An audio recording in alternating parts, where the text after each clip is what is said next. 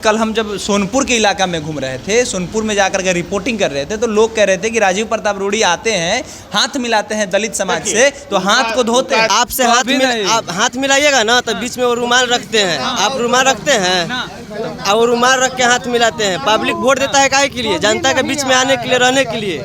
और वो क्या बोलते हैं कि जनता से हाथ मिलाएंगे तो हाथ बीच में रुमाल रख के सैनिटाइजर कोरोना हो जाएगा। रखते हैं ना वो। कोई काम के नहीं है सांसद वो। देखिए, जातीय जनगणना जो पिछड़े दलितों के हक की बात होती है जब भी, तो उसका विरोध करने का प्रवृत्ति है उनका, क्योंकि वे एक सामंती प्रवृत्ति के आदमी हैं। उनका सोच जो है सामंती है।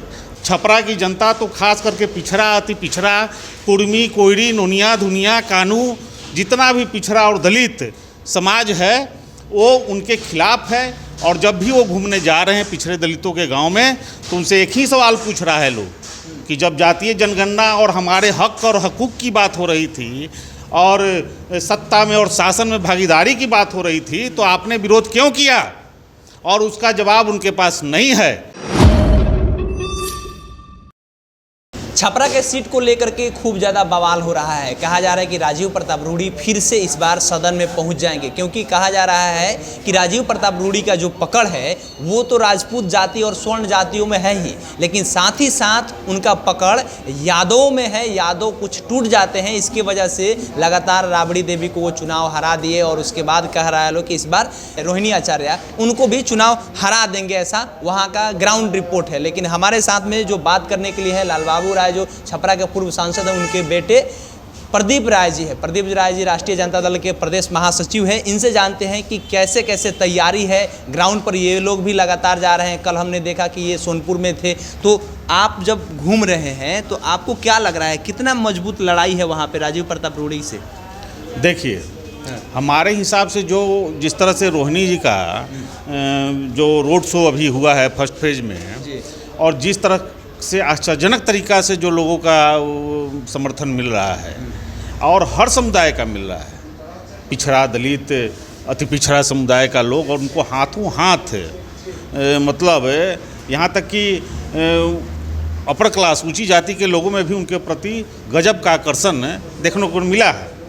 और राजीव प्रताप रूढ़ी जी के खिलाफ के जो काम करने का तौर तरीका है, उसके खिलाफ जनता में बहुत आक्रोश है और इसका उनको लाभ रोहिणी जी को मिल रहा है। वो कह रहे हैं कि यादव जाति का वोट भी हमको मिल जाएगा, दलित समाज का वोट भी हमको मिल जाएगा। जब एक इंटरव्यू उनका देख रहे थे, कह रहे हैं कि हमारे साथ सब कोई है, कह रहे हैं। तो आपको क्या लग रहा है? देखिए, सबसे मुख्य मुद्दा है उनका जो विरोध का जो सबसे बड़ा कारण है कि जो राष्ट्रीय जनता दल का, लालू जी का और हम लोगों का जो जातीय जनगणना, चूँकि देश भर में जातीय जनगणना हो, ये राष्ट्रीय जनता दल का शुरू से, आज से 20 बरस से हम लोग आंदोलन इसके लिए कर रहे हैं। जब रघुवंश बाबू थे तब हम लोग 20 साल पहले लालू जी के साथ हम लोग गांधी मैदान में धरना दिए थे। उसके बाद दिल्ली में जब तेजस्वी जी धरना दिए, और जब सरकार बनी जदयू राजद की, तो हम लोग का पहला शर्त था तेजस्वी जी का कि आपको जिस तरह से झुक के आए थे नीतीश जी साथ में, तो पहला शर्त था कि आपको जातीय जनगणना कराना होगा और आरक्षण का दायरा बढ़ाना होगा पिछड़ा दलितों का। और दूसरा शर्त था कि 10 लाख जो नौकरी का वादा किए थे 2020 में चुनाव में तेजस्वी जी, तो दूसरा था कि आपको जो भी रिक्त पद है उसको भरना होगा, और उस पर राजी हुए थे नीतीश जी, तब हम लोग समर्थन दिए थे, वरना कोई तैयार नहीं था उनको समर्थन देने के लिए। इस 2 शर्तों पर समर्थन हुआ था, और जैसे ही सरकार बनी, जातीय जनगणना कराया गया राजद के और तेजस्वी जी के एथी में, और आरक्षण का दायरा बढ़ाया गया।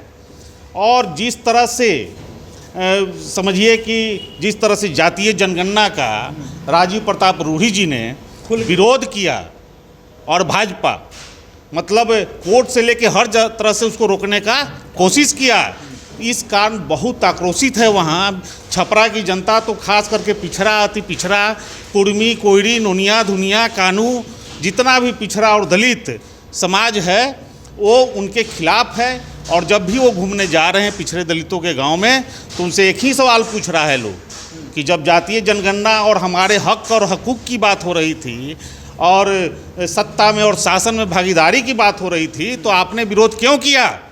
और उसका जवाब उनके पास नहीं है।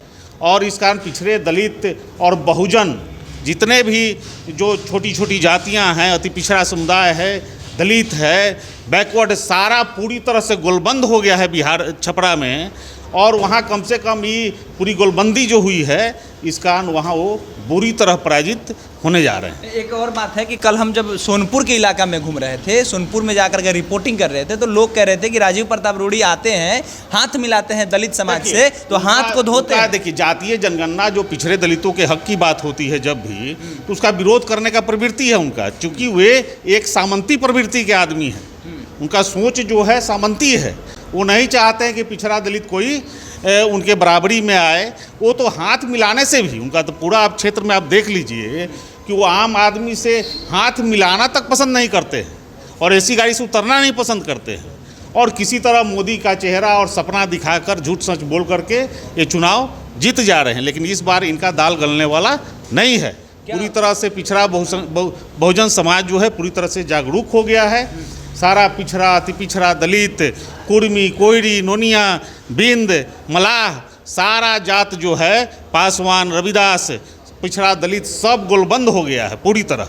और एक कहीं लड़ाई में इस बार नहीं टिक पाएंगे। एक बात बताइए कि क्या मार्जिन होगा, अगर आप कह रहे हैं कि चुनाव आप लोग जीत जाएंगे, तो क्या मार्जिन होगा कि चुनाव जीत रहे हैं, कितना मार्जिन से आप लोग चुनाव जीतिएगा? जिस तरह से गोलबंदी हुआ है, जिस तरह से पिछड़ा, दलित और अल्पसंख्यक और अति पिछड़ों का गोलबंदी हुआ है, तो इसमें तो हमको लगता है कि 4-5 लाख से कम से नहीं हारेंगे, उससे ज़्यादा से ही हारेंगे। इनका वोट कहीं रह ही नहीं गया है। और आप खुद जाकर के आप देख लीजिएगा, वहाँ स्वर्ण समाज का वोट उनके तरफ, जो पिछड़े हैं, सवर्ण में भी जो गरीब तबका है, वो सब लालू जी का, चूँकि गरीबों का अगर कोई मसीहा है तो लालू प्रसाद यादव हैं। और गरीबों के बारे में सोचना, अब देखिए ये लोग कह रहे हैं रेलवे में थे लालू जी, उसको इतना बेनिफिट कराए। दूसरी बात है, ये लोग अपना देखे हैं, ये लोग अपना दे रहा है कि कौन ट्रेन ये लोग चलाया। ट्रेन अभी जो ट्रेन चला है उसके बारे में बहुत ही लोग कह रहा है। लेकिन लालू जी थे तो गरीबों के बारे में सोचते थे। गरीब रथ चलाया, जो आम जनता था, जो गरीब जनता थी, साधारण परिवार की जनता थी, उसको एसी बोगी में चढ़ाने का काम किया। ये सोच था लालू प्रसाद यादव का गरीबों के प्रति। कल सोनपुर में हम घूम रहे थे, तो सोनपुर में जो भूमिहार जाति के लोग थे, वे लोग भी कह रहे हैं कि महाराजगंज में लालू जी भूमिहार जाति के लोग को टिकट दिए हैं, आकाश सिंह को, अखिलेश प्रसाद सिंह के बेटा को टिकट दिए हैं, तो हम लोग भूमिहार होकर के छपरा में हम लोग राजीव प्रताप रूढ़ी को वोट नहीं देंगे, रोहिणी आचार्य को वोट देंगे। तो ये एक प्लस पॉइंट रहा है। ये तो तेजस्वी जी का A to Z का है। समाज में A to Z का जो तेजस्वी जी का है कि समाज के हर तबके को साथ लेकर के और इक्वलिटी, समतामूलक समाज का रचना तभी हो सकता है जो समाज के हर तबके को साथ लेकर के, और बिहार को विकास के पथ पर ले जाना है। ये कमिटमेंट है हमारे तेजस्वी जी का। और इस कारण इसमें सारे समुदाय के लोगों को मिल करके काम करने का ज़रूरत है और सारा लोगों का समर्थन हम लोगों को मिल रहा है। चलिए, तो ये हो गया टोटल रिपोर्ट आपको कि सारण लोकसभा सीट को लेकर के जो बातें हैं वो साफ क्लियर हो गई कि राजीव प्रताप रूढ़ी जो है मनुवादी मानसिकता, सामंतवादी मानसिकता के व्यक्ति है। जाति आधारित गणना जब बिहार में सारे लोग करा रहे थे, तेजस्वी जी और नीतीश जी मिल करके दिल्ली जा रहे थे, वैसे समय में राजीव प्रताप रूढ़ी खुल करके विरोध किए थे। इसीलिए जनता भी, सारण की जनता खुल करके उनका विरोध कर रहा है। जो दलित है, जो अति पिछड़ा है, OBC है, EBC है, ये सारे लोग मिल करके एक साथ हो गए हैं और ये सभी कोई रोहिणी आचार्य को वोट दे रहे हैं, ऐसा प्रदीप जी कह रहे हैं। आगे क्या होता है, रिजल्ट किसके पाले में आता है, ये देखने वाली बातें होगी। आपकी क्या प्रतिक्रिया है बताइएगा कमेंट बॉक्स में। हमारा नाम केशव यादव है, पब्लिक स्टेशन आप देख रहे हैं। बहुत बहुत धन्यवाद।